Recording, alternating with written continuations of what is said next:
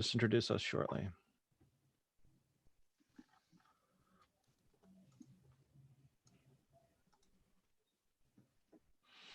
Okay, going live in this in 5, 4, 3, 2, 1.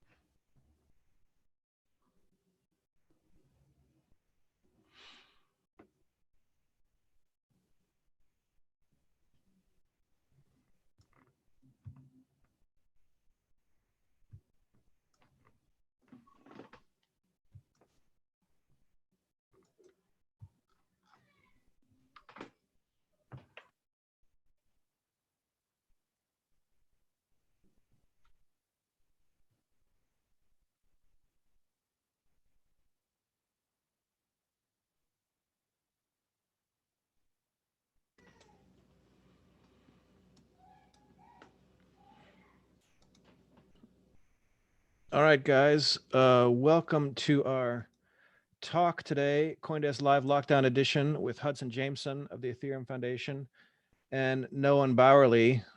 Let me get you guys on camera. You guys can start your videos. There we go. Nolan. Did we? Got it. There we go. Perfect. All right. So our goal today is a hour-long conversation. We got the attendees coming in slowly but surely. Remember, you guys can ask questions. There's a Q&A feature, and you can just ask questions in the chat room. I'll be keeping my eye open on things, but otherwise, the floor is yours, guys. Hudson, glad to see you again. I haven't seen you since, I guess, ETH Paris. It's been a while, and that was yeah, well, not so long ago, but eons ago. The Ethereum folks were still meeting up, and it became a bit of a hotspot, as I understand. Yeah, I was already social distancing then, so. Yeah, I was already doing that too, but I feel like March was like 6 months long. Yeah. So it happened. So for folks who don't know Hudson, I want to give a bit of a background here. Hudson was an early Bitcoin guy, and actually a lot of people knew Hudson from the Bitcoin world. Hudson is a bit of a Frasier personality. He had a whole life before, and then the spin-off show with Ethereum really created the model for what a lot of community organizers have based their own work on for other protocols and stuff like that. So Hudson is really a pioneer in getting a community together and having all the right infrastructure. And by that, I mean getting the developers the resources they need to help build on the program. And really, when you deal with these decentralized networks, having someone like yourself ends up being a really important role. So describe a bit what you do with Ethereum to get us going. Sure. Thanks so much for the intro. So with Ethereum, I consider myself a kind of community and developer liaison. So beyond just like community management with like Reddit and Twitter and things like that, I work with the core developers working on the low-level protocol updates and network upgrades to make sure that they understand what the community wants and the community knows what the core devs are up to. I facilitate their bi-weekly calls, and I also help with the Ethereum Improvement Proposal Specifications repository. So it's basically the standards that get put into Ethereum, like ERC20 token standard or all the EIPs involved in the recent Istanbul upgrade. So that's my main job. I also do some stuff at the Ethereum Foundation around security and DevOps, which is more just behind the scenes stuff. But you also have a role in your rather large event, which is the Ethereum Foundation event every year. I've backed away a little bit from helping with DevCon, which is the large yearly Ethereum conference that the Ethereum Foundation puts on. However, I usually do end up getting involved, and I've been working with DevCon since DevCon 1, I guess. So I guess I'm like the old timer. Now you do some stuff with us and help us broadcast to the whole industry what's going on with Ethereum, and to give us, I guess, a mini version of DevCon, a sort of a highlight reel of DevCon. And last year you helped us do that with our changelog session, which was a 1.0 Ethereum 1.0 update. And this year you've helped us put together our agenda for Foundations for the Ethereum Foundation, which will be on May the 13th, the Wednesday. And you've got a pretty interesting agenda that you guys have put together. Are you familiar? Do you remember a bit of it? I know you did a bit of your, so let's go over it a bit. Got it pulled up right here. So actually, it's something that there's a group called the Etherium Cat Herders, which is a group of Ethereum kind of organizers who do community management and project management across the decentralized ecosystem. And they're the ones who help put this together the most. There is some Ethereum Foundation content for sure within some of the talks, but for the most part, it covers the gamut from, the roadmap, Ethereum 2.0, the cutting edge research with stateless Ethereum, and then some applications in DeFi and governance applications like Burn Signal. So the just kind of everything you wanted to know about Ethereum in bite-sized pieces from DeFi all the way to the protocol level stuff is going to be in there. And we're going to get a sense of 1.0 movements, activity, what's going on, 2.0 as well. We'll see both of them side by side. Yes, absolutely. We got myself doing and Tim Vico doing 1.0 and then Danny Ryan doing 2.0. So that's great. And I'm looking forward to it. It looks like a really good selection of talks, and can't wait to bring those updates for you guys and for a lot of other protocols in the space. We think this is a good way for people to get those sort of one-stop shop for all the updates and not have to go all around the world to get it everywhere. Although it is always fun following DevCon around. It's a great time. So what I'm trying to get to here with this talk is a bit of a, let's say, assess the worldview of Ethereum folks as all of this stuff has changed. So of course, Ethereum is a great big traveling global community with all kinds of folks scattered around. Really the embodiment of this sort of decentralized group of people that are trying to create these networks. And you guys definitely do have one of the big use cases of Ethereum so far has been events. We do a big event and we see it as a use case because it's a chance to talk about these big subjects. But you guys in particular, definitely the events are a big part of the Ethereum, let's call it culture. Let's think of Ethereum as a place for a second, right? Let's just imagine it's a people and a place. You guys definitely have this as part of your culture. What are you guys going to do to adapt? What's going on with that?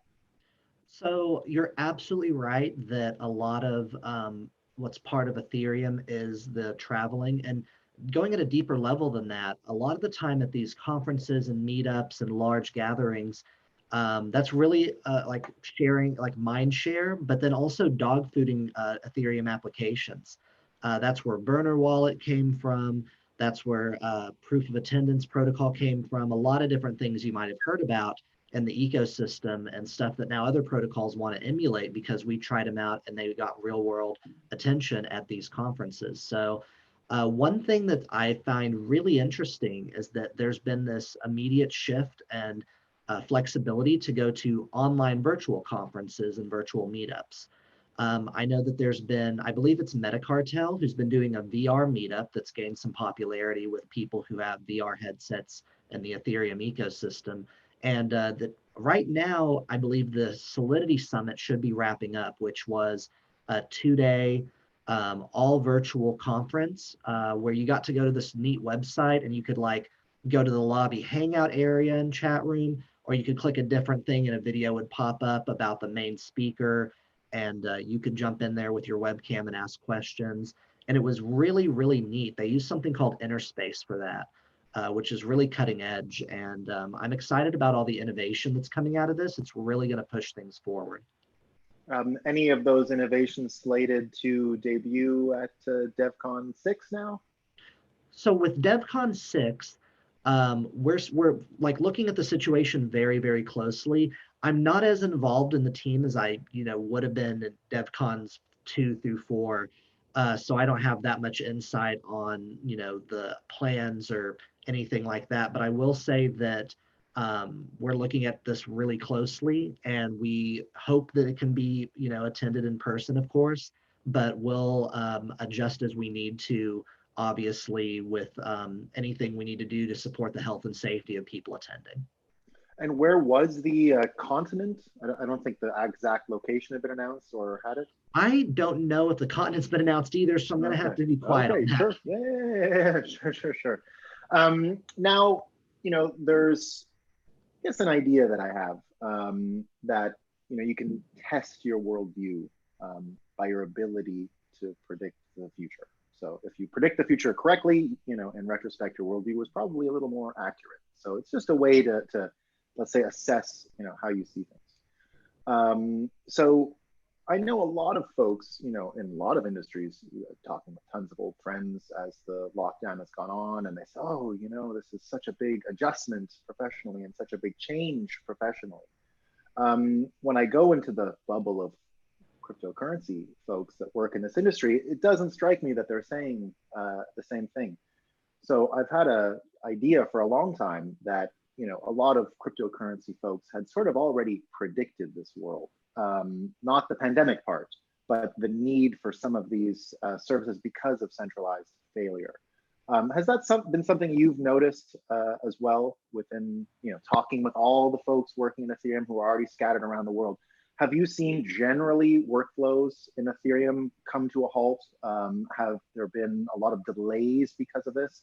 And have you seen folks from the Ethereum world say, no, this is, other than the pandemic side and the virus side, the idea that a catastrophe could come and sort of stress all of these centralized systems. Is that something you've seen around there? Are those conversations you've had? And anecdotally, can you share what you've seen from the whole world? Sure. So I've definitely seen anecdotal evidence that this is a big shift in what a lot of people are used to as far as traveling, like we mentioned earlier, to conferences and getting to meet up in person. It's really affecting everyone.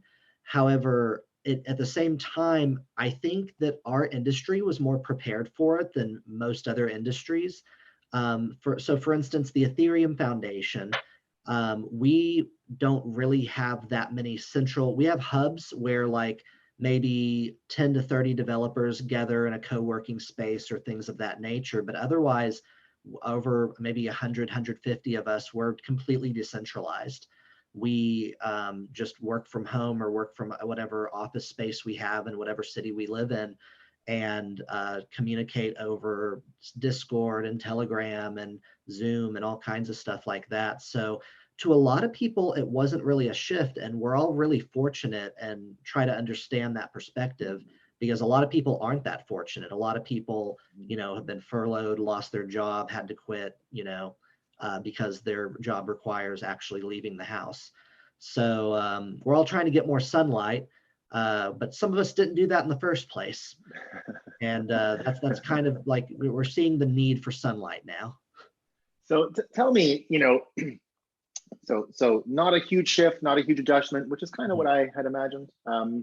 But from your bird's eye view, from looking out over this Ethereum landscape and having these conversations over the last few weeks, months now, have you seen any Ethereum developers have really clever ideas to address the needs that are apparent because of the lockdown? Have you seen anything that has really stuck out of smart people from the Ethereum ecosystem having really interesting answers where Ethereum can play a role? Yes. So the Geth client for Ethereum is one of the top clients, and the lead developer's name is Peter. I'm going to butcher his last name, but I think it's like Peter Szilagyi or something similar. He developed a open source COVID tracing app that's had a lot of involvement from people around the world who aren't even in Ethereum. It uses different open source and decentralized components. It's very privacy oriented, so that you can have this tracing tool that doesn't, invade your user privacy, and you get to have the choice of what information you give up to authorities. And you hear about all this, the pandemic is going to be a way for large governments to come in and push through laws that are going to be unjust, that they keep on over beyond the pandemic. And there's a real, legitimate fear from that. So that's why there's organizations, including and individuals like Peter, who are pushing for these privacy-oriented applications that utilize blockchain. And I know CoinDesk even ran an article recently about some United States representatives or something like that looking at blockchain as a possible solution for COVID tracing applications. So it's really neat how blockchain is pervasive and infiltrating a lot of these hot topics around the world. Great. Now, on a quick technical pivot here, folks, I saw a question go up, and I want to try and get to it. We're going to go into a more formal Q&A period later, but let me just see what this one I have to say. There was a hand that went up. There we go. Q&A. Let me give this a shot. So let's go with. Oh, I didn't really come up great. You got it, Nolan? So I am going to ask this one question, but I'll come back to questions later. Sorry, I thought it was specifically to the thing you were saying because a hand went up. Oh, okay. But so, I can manage the questions for you if you need it. Don't worry about it. Okay, great. Well, we'll get back to the questions after. I was just wondering with that hand going up if it was something that yeah, Zoom throws me off all the time. Like you can do thumbs up, you can do stop signs. I get lost. That's great. You did bring up the Geth client, and that rolls me into one question that I would like to address on this conversation with Hudson. And we'll get into more Q&A after, but I noticed that Josh Stark, a dear friend of mine, I love Josh Stark.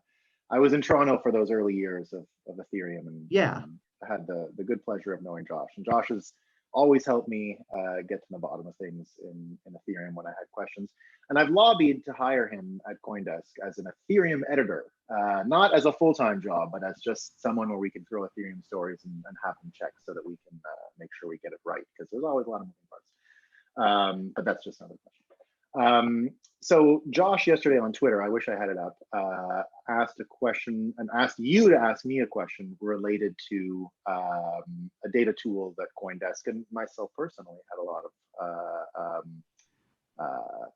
I put a lot of energy into it. Mm-hmm. And the way the data tool worked was the following. We took, I guess you can even see a bit of it in this COVID-19 stuff, right? I hear, oh, we have 20,000 ventilators we need, but I never had any context. I don't understand what 20,000, like how many are there? How many, it's just random numbers, right? So I figured that was a problem in blockchains for a long time, and market cap wasn't solving it. So I came up with this idea that we could use market interest and use Bitcoin as a measuring stick, a little bit like water is to Celsius, right? We know it boils at 100 and we know it freezes at 0. That's arbitrary. We put the 0 in the 100 and then we just divided it into even spaces and you get Celsius. So what I tried to do was the same thing with Bitcoin. That doesn't mean a thing can't go above Bitcoin, right? You can get much higher than Bitcoin, just like you can go much higher than 100 degrees Celsius. But we wanted to get to that point in a methodological way that made sense. And when so it was always comparing apples and oranges, Bitcoin to Ethereum. And we would take all of the metrics from GitHub and turn those into a score, weight them and stuff like that. But it turns out with the number of clients that Ethereum had, it imbalanced the score. Some people said because it's a different language and is basically the same logic, but put in a different language, which means you're, awarding a word double the score because it's got a translation, for lack of a better explanation. And so we were never able to get our minds around it. We definitely wanted to add tons more Ethereum stuff, but not just on one client. You get, something else. Maybe where Lightning could be seen as a comparative to some of the other clients. Not that it is, but we're dealing with heterogeneous data. So counting the developers on other platforms versus the developers that are working on in these other languages. That was the challenge for us. And unfortunately, we just never got our head around it to the point where we wanted to create a benchmark system where you could benchmark constantly against things, right? You could always have a benchmark, whether that was Bitcoin today or Ethereum today versus Ethereum tomorrow. So the point was to roll out a ton of benchmarks.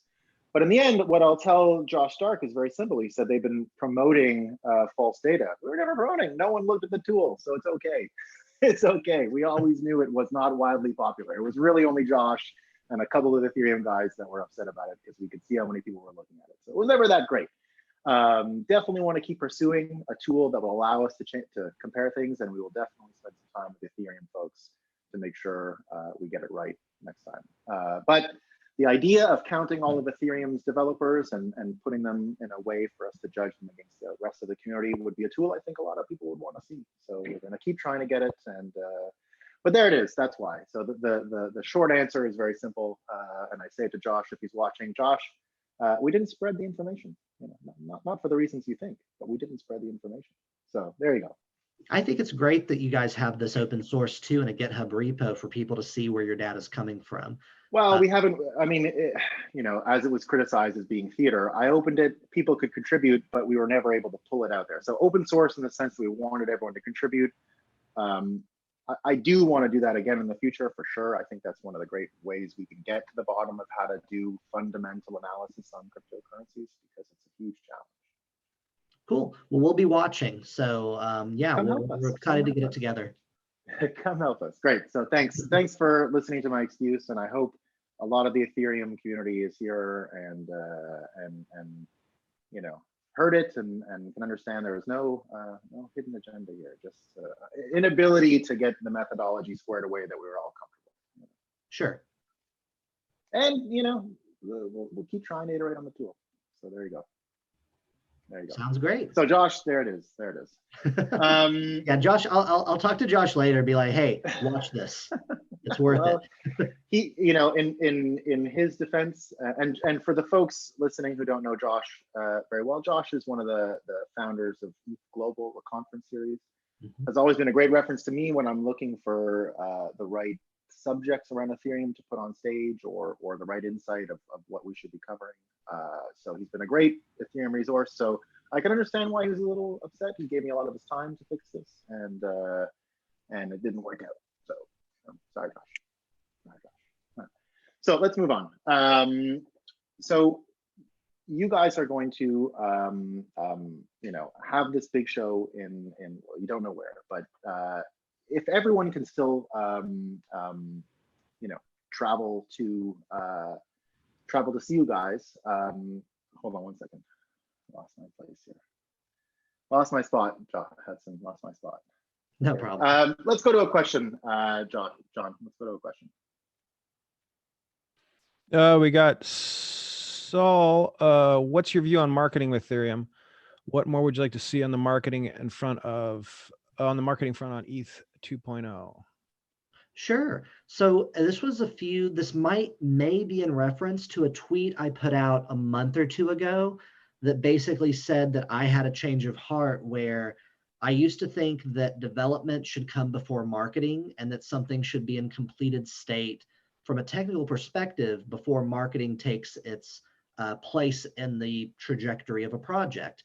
And now I'm seeing, with all of these blockchain projects coming out more and more, and if you look back at history of technology, like the VCR versus Laserdisc, or HD DVD versus Blu-ray things, it wasn't always the best tech that won out. Sometimes it was a combination of technology that worked average to above average, but that had better marketing.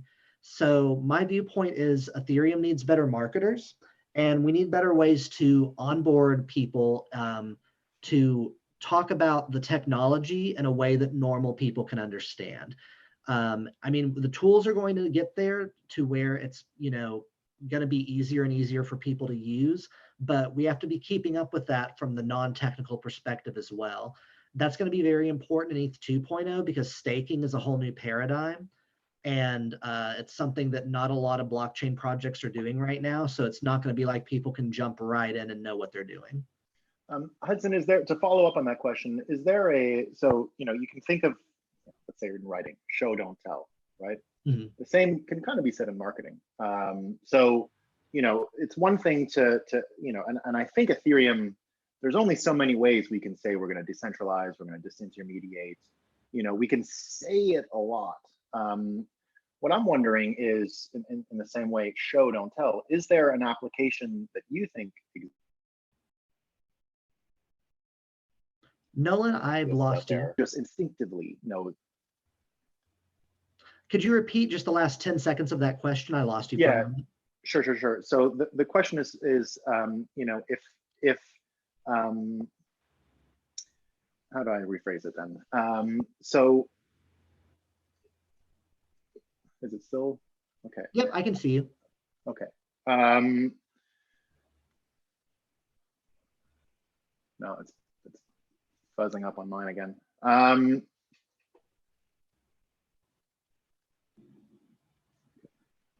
Everyone's hogging the internet all around. Yeah, no kidding, Oh, no no, kidding. you're good. Don't worry about it. You're good. Yeah, no. It's fuzzing up. I'm trying to Oh, is change it? my connection. Yeah, on my end anyway. Anyway, so you know, show don't tell.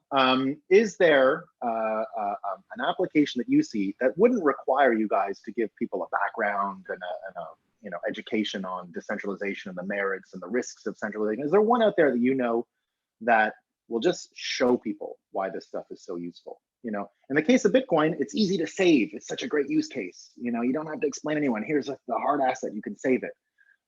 What do you think for an application? You know, really the bread and butter of Ethereum. What do you think is one on the horizon that won't require marketing, that will just sell? And I would say the ERC20, the ICO, the actual contract to raise money, would be one of those. Didn't have to explain to people why this worked, right? They were raising money and you didn't need an essay, right? So is there something like that? Absolutely. So the two that immediately come to mind, one of them is not specific, but just DeFi applications in general. A lot of people don't get the chance to participate in traditional financial systems because they have to be accredited investors, or they, you know, aren't given the knowledge because there's just so much stuff out there, and DeFi makes it a lot more simple to participate. But the bigger example, the one that I think is more important, is going to be gaming. And the specific example from that is Gods Unchained.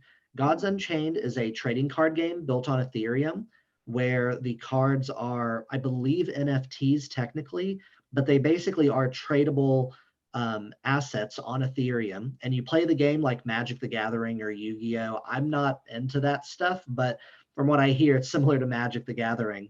And you play the games against people and you build your decks, and you can buy decks, and there's rarities with the cards and you can trade them. And I see a future in gaming where you have these Gods Unchained decks that you can trade for gold in World of Warcraft, or special skins in Overwatch. And you have this open, like silo-free system that you can cross-trade assets from games. And it's something that you can understand if you've ever played RuneScape or World of Warcraft or any of those games. You have these digital assets that have real world value, or can have real world value if you make it in a way that would blockchainize it. I see. You know, so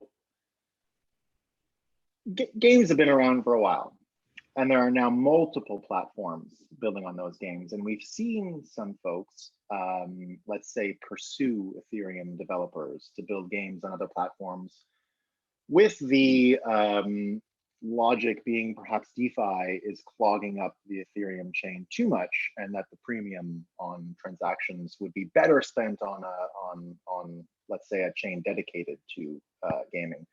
Is that something that really feels like an existential threat to the chain, or is it fine and you can see it scaling anyway with this multiple chain approach? I think a couple of things on that topic. One of them is most blockchains can't scale at their like most blockchains at their base layer can't scale for anything right now, hardly, including Ethereum. We're not able to support hundreds of thousands or millions of users who come on and utilize the system, and they have to understand gas and other external forces that are involved in doing a transaction. However, if you extrapolate gas cost and other extra features that have to happen for the economics of the chain to work, if you extract those away so that the company is paying for gas themselves, and that you have these scalable transactions on, like you were saying, what you were saying was another blockchain, but really that could be a side chain or some other type of layer 2 blockchain protocol, where you have all of the transactions going back and forth. And these transactions aren't life or death or even high value transactions. So they're going to be less likely to be attacked en masse. And so it's going to be super cheap to use state channels or plasma or optimistic rollups or other things like that to scale Ethereum using layer 2 technologies, and eventually bring all that innovation down to the user so that it's as invisible as TCP/IP is to the internet. Great, great. John, let's take a couple more of the questions. I saw they had piled up, and we're crossing the 30-minute mark here. Sure. Let's see. How would you like to see the Ethereum Foundation be more transparent about how it uses its resources? And we can actually encourage, this guy has two, JJW has two. If you would like to answer live, you can actually talk with these folks. So I'm just going to give you the microphone for a second.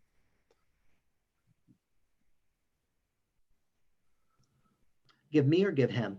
Give him. I think he's got it. Hold on a second. Oh, a lot perfect. of talk. There we go. Perfect.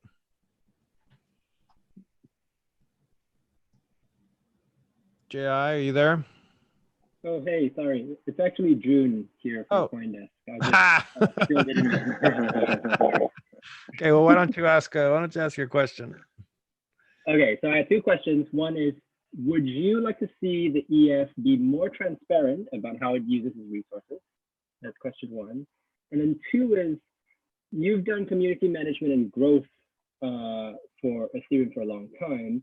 I'm curious what models you use to guide your thinking about how you do community management effectively. And by that, I mean, like, you take lessons from, some other industry or some other field and apply those to this sort of new thing of how do we create a community around a crypto network. Thank you. Thanks so much for the questions. So for the first one, how would I like to see the Ethereum Foundation be more transparent, or if I'd like to? Absolutely. And I think that we're getting there. I'm not in a position at the foundation to really talk about what those plans are. I would say I'm not even privy to many of them, but I will say that those plans are in place. I've been hearing about to make things like what organizations are within the foundation, like departments and things like that. There's also, there's accountability from a blockchain perspective about how much Ether the foundation has. And I think that's a really powerful thing that Ethereum brings that we're able to showcase at the Ethereum Foundation. But yeah, we're not hitting the mark entirely on it. And I think that's something most people can agree on. But we are trying to improve constantly. And I think that we'll definitely get there with time and with community feedback and with, all the kind of things that go into making these things happen. For your second question, what do I draw influence from to be a community manager and effectively manage the Ethereum community? I would say that I just try to think about it with like not feeding the trolls all the time, being patient and generally in a good mood to most people, and beyond that, listening. So those are kind of the qualities that I try to think about when I'm interacting with the community, and generally that's well received. Beyond that, as far as overall strategies, I really want to make sure that everyone at every level is heard. So beyond listening, you need to amplify people's voices. Someone comes into the community, for instance, someone came the other day on the Fellowship of Ethereum Magicians forums and said, I have this really cool idea about governance structures and how you can improve the Ethereum governance, how you have it today. And so I got their email address and their Telegram address, and we've been chatting. And I was like, I'm going to get you in touch with the people you need to talk to who have similar interest in order to support what you're trying to do here. So doing that individually can seem tedious and maybe not worth it if you look at it from a broad perspective. But really, that's what matters, because for every 10 people that you try to onboard that way, at least one of them is going to stick, because the Ethereum community is just that magnetic and just that, good to the people that it brings in. All right, hold on a second. We've got a couple more. How come the CoinDesk data thing is still showing false data on Ethereum? I don't think it is anymore. I don't think it is anymore, and I wonder if there's a way to air grievances using this. Is there? So I know It would be great. I know there's still open PRs that haven't been merged or commented on. So that might be what they're referring to. Yeah, we pulled the data anyway. We pulled the data, so they haven't been merged, sure, but it's not being displayed. Ah, I see. Okay. Yeah. So maybe they just want more communication on it, as would be my guess. That's what I've heard complaints about. This is like Festivus. It's the airing of grievances. Is Ethereum the correct platform or protocol to develop electoral anti-fraud voting systems? Can you provide a sample of where it's proven working service? So blockchains right now shouldn't be used for voting for a lot of different reasons. However, for like more low-key elections that are like not official, like it's going to change the way your city, your community, your federal government runs, there are some things today that are being developed, and there's some really, really powerful applications in the zero knowledge proof space. One of them is called MACI, M-A-C-I, by Weiji Ko, Kobe Gherkin, and a few other people. They're just excellent cutting edge cryptography developers. And what they've done is they've made an anti-collusion Byzantine resistant. I think I'm getting all the terms right. It's a bunch of buzzwords, but basically they've made something that makes it so that you can vote on a blockchain and prove that you voted without revealing who you voted for. And it's still in development. They are doing a few things, including a trusted setup for that. I think it's not running anymore, but you can check it out by looking up Semaphore trusted setup. It's all really, really fascinating stuff. So look into MACI if you're curious about the latest and greatest on that with Ethereum. Otherwise, there's some stuff with staking like Ether when you're voting or stuff like that, but beyond the stuff that's been around for a bit and MACI, I haven't seen anything really worth pursuing from a broad, like, let's implement this everywhere standpoint. All right, we've got, isn't DeFi something great developed over Ethereum? I guess that was a comment to something that you guys said earlier. Oh, say it one more time. Wasn't DeFi? Isn't the concept of decentralized finance something great developed over Ethereum? Yeah, I think it's great. Yeah, I think it's a really good thing. And I think that a question per se. Yeah, not a question, but hey, shout out to DeFi. It's doing its thing, and I think that it is going to be one of the. I'm actually, here's a hot take. I'm not like a DeFi maximalist, and I'm not even always a DeFi fan because there's so much risk involved.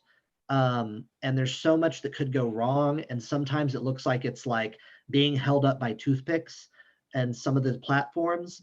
So we're just itching for a major event to happen. And then that's going to make people lose trust in Ethereum. So I really want more applications like censorship resistant and focused ones.